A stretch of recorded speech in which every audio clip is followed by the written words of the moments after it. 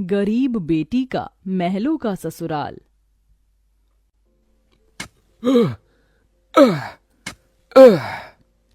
तपती धूप में वह गरीब किसान खेतों में फावड़ा चला रहा था। उसके माथे से तर तर पसीना बहे जा रहा था। तभी गंगा गमछा उठाकर पिता का पसीना पोंछती है। बाबा, आपके माथे से कितना पसीना बह रहा है। आप थक भी गए हैं, थोड़ी देर आराम कर लो। फावड़ा मुझे दो। गंगा को खेत में फावड़ा चलाते देख सेवक राम की आंख भर आती है। मेरी गरीब बेटी के जिन हाथों में मेहंदी लगनी थी, उन्हीं नाजुक हाथों से मेरी गंगा सख्त फावड़ा चला रही है। तू एक गरीब की बेटी को ही ऐसा भाग्य देकर क्यों भेजता है भगवान? एक गरीब के जीवन की सबसे बड़ी दुविधा बेटी को ब्याहना होता है। ये कहानी है ऐसे ही किसान सेवक राम की, जो बड़ा गरीब है। उसकी दो बेटी गंगा और अंजू हैं। यूं तो सेवक राम ने गंगा के लिए कई रिश्ते ढूंढे, मगर भला एक गरीब की बेटी का हाथ कौन थामना चाहता है। किसी तरह से उनका जीवन कट रहा था। सेवक राम, उसकी बूढ़ी पत्नी जानकी और दोनों बेटी सारा दिन तपती धूप में खेत में काम करते रहे। शाम को खेत का मालिक ब्रिज वहां आया। अरे ओ सेवक राम, सारा खेत जोत दिया? जी ब्रिज बाबू, खेत भी जोत दिया और बीज भी बो दिया। ये ले, तेरे परिवार की आज की दिहाड़ी 250 रुपए। ये क्या मालिक, आप पैसे तो कम दे रहे हैं। पहले मेरी अकेले की दिहाड़ी आप मुझे 200 रुपए देते थे, फिर घटाकर 100 रुपए कर दिया और फिर सीधे 70 रुपए कर दिया, और उसमें भी पूरे पैसे नहीं दे रहे हैं। मैं, मेरी दोनों बेटी और पत्नी को मिलाकर हम कुल 4 जन आज खेत में दिन भर जर मर कर खटे हैं। अरे 30 रुपए ही तो कम है, उसमें क्या तू खरीद लेगा है? एक एक रुपया भी मेहनत से कमाना पड़ता है मालिक। फिर ब्रिज बाकी के 30 रुपए भी सेवक राम को दे देता है, जिसके बाद वह अपनी मढ़ई में आ जाते हैं और गंगा सबको खाना बनाकर खिलाती है और एक फटे गुदरी पर पूरा परिवार जमीन पर लेट जाता है। मगर एक पिता होते हुए सेवक राम चिंता में सो भी नहीं पाता। वह रात भर आंसुओं से बिछौना भिगोता है। अजी, आप अभी तक जाग रहे हैं? जिसके घर में जवान बेटी ब्याहने को हो, वो कैसे सोए? जाने मेरी गरीब बेटी के भाग्य में क्या लिखा है। भगवान ने सभी के घर आंगन में भाग्य जाग रहे हैं, मगर मेरी मढ़ई के आंगन में मंडप कब बनेगा? अजी, तुम चिंता मत करो, भगवान ने कहीं न कहीं जोड़ी बनाई होगी। सेवक राम का यही दुख कम न था। अभी तो और भी कठिनाई आने को थी। अगले दिन जब चारों खेत में पहुंचे कि तभी।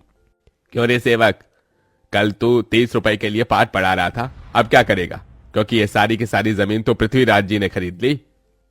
तभी अंजू ने गंगा से कहा, दीदी, अब हम क्या खाएंगे? खेत बोकर ही तो थोड़े बहुत पैसे मिलते थे। सेवक राम अपने परिवार को लेकर लौट आया। वह दिन रात चिंता में गलने लगा। ऐसे घर कैसे चलेगा प्रभु? कैसे होगी गंगा की शादी? और शादी नहीं हुई तो लोग मेरी गंगा को जाने क्या क्या नाम देंगे, क्या क्या ठहराएंगे जानकी। मैं काम ढूंढने जा रहा हूँ। बाबा, मैं भी आपके संग चलूंगी। दोनों काम ढूंढते एक बड़े से मिल में आए, जहां शिव नाम का एक नौजवान गरीब मजदूर भी काम कर रहा था। जहां मजदूर राशन की बोरी भरी मालगाड़ी खींच रहे। सेवक राम ने काम मांगा, दोनों को काम मिल गया। गंगा अपने पिता की बराबरी में काम करती। तपती धूप से अक्सर उसके पांव और हाथ में मालगाड़ी खींचने से छाले से पड़ जाते, तो वहीं घर आकर वह अपनी माँ का हाथ बटाती। आप ही अपनी चक्की पीसती, कड़ी धूप में सड़कों से गोबर बीन कर लाती, उपले बनाती। एक दिन मालगाड़ी खींचते वक्त शिव उसकी मदद करता है। काका, क्या मैं आप दोनों के साथ खाना खा सकता हूँ? बड़ी भूख लगी है और मैं खाना भी नहीं लाया। हाँ बेटा, आओ ना। ये कहते हुए गरीब गंगा अपने प्याज और रोटी में से उसे भी देती है और हिचक से भरकर कहती है, माफ कीजिएगा, आपको खिलाने के लिए हमारे पास कोई पूरी पकवान तो नहीं है। जो है यही खा लीजिए। शिव वह रूखा सूखा भी हंसकर खाने लगा।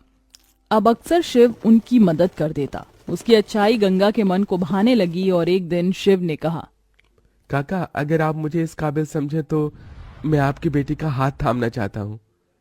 बेटा, मेरी गरीब बेटी को तुम जैसा मेहनती जीवन साथी मिलेगा। मुझे तुम पसंद हो बेटा। गरीब सेवक राम की दिली इच्छा तो थी कि गंगा को बड़ा और अच्छा घर द्वार मिले, मगर उसके मन में शिव को लेकर भी एक संतोष था। मगर सेवक राम ने जो कभी सोचा भी नहीं था, अगले दिन वो हुआ। कई बड़ी गाड़ियां लाइन से उसके चौखट पर आईं और शगुन से भरी थालियों के साथ शिव अपने परिवार के संग उनके घर आया।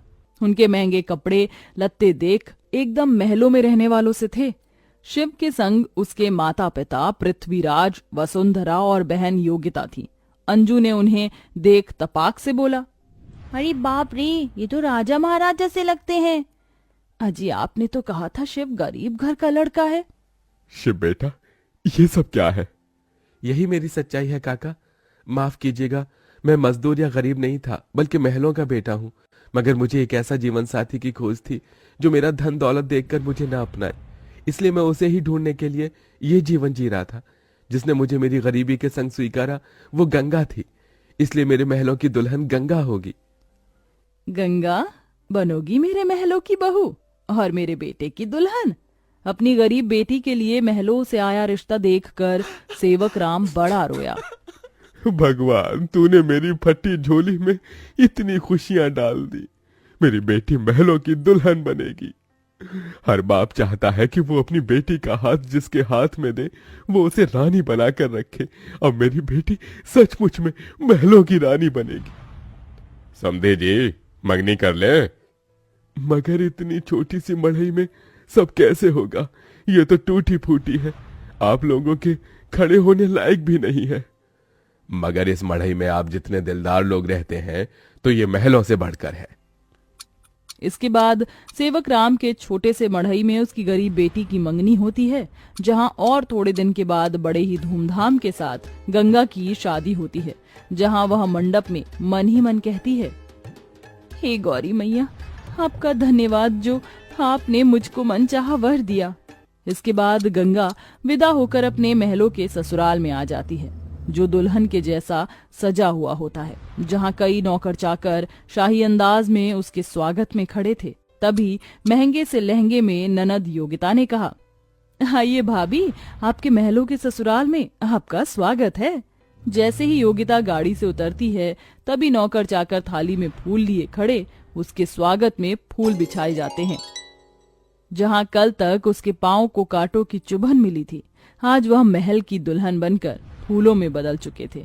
जहां महल के द्वार पर सास वसुंधरा ने स्वागत किया, आओ हमारे महलों की दुल्हन, तुम्हारा स्वागत है। इस सोने की कलश को अपने दाहिने पांव से गिराकर अंदर आ जाओ। जी माँ। गंगा ने कलश गिराकर स्वागत किया। तभी ससुराल वालों ने उसे अनेकों तोहफे दिए। गंगा बहू, ये हार पिछले कई पुश्तों से हमारे महल में चला आ रहा है, अब तुम इसकी हकदार हो। भाभी, ये तोहफा मेरी तरफ से और ये तोहफा मेरी ओर से बहू।